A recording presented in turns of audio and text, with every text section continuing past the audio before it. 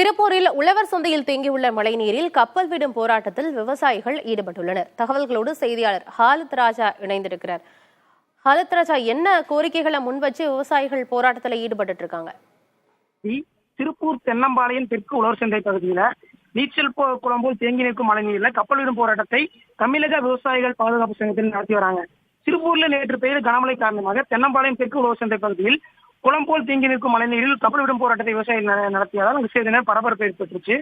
திருப்பூர் சுற்றுவட்டார பகுதிகளான பொங்கலூர், காட்டூர், உகாயனூர், வடக்கு அவினாசிபாளையம், பல்லடம் உள்ளிட்ட பல்வேறு பகுதிகளிலிருந்து விளையக்கூடிய விவசாய பொருட்கள் தக்காளி, கத்திரிக்காய், புடலங்காய், காலிஃபிளவர் போன்ற பொருட்களை விவசாயிகள் தென்னம்பாளையம் தெற்கு உழவர் சந்தை பகுதிக்கு கொண்டு வந்து விற்பனை செய்வது வழக்கம். இந்நிலையில் நேற்று இரவு முதல் தொடர் கனமழை பெய்ததால் நீச்சல் குளம் போல மாறிய தென்னம்பாளையம் தெற்கு உழவர் சந்தை விவசாயிகள் கொண்டு வந்த விளைபொருட்களை விற்க முடியாமல் மிக கடுமையாக பாதிக்கப்பட்டனர். மேலும் அதனை எடுத்துச் செல்ல முடியாமலும் பூசணிக்காய், தக்காளி கீரைகளை வீசி சென்ற அவலமும் ஏற்பட்டது.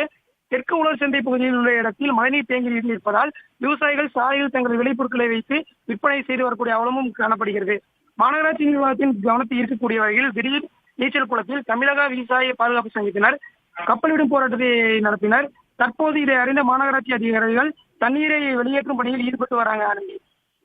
மழைநீர் அங்க தேங்கி இருப்பதால விற்பனைய செய்ய முடியல அப்படின்னு முன்வச்சு அவங்க போராட்டத்தில் ஈடுபட்டு இருக்காங்க. இப்போ மாநகராட்சி அதிகாரிகள் தண்ணீரை வெளியேற்றும் பணியிலையும் ஈடுபட்டு இருக்காங்க. தகவல்களுக்கு நன்றி ஹாலித் ராஜா.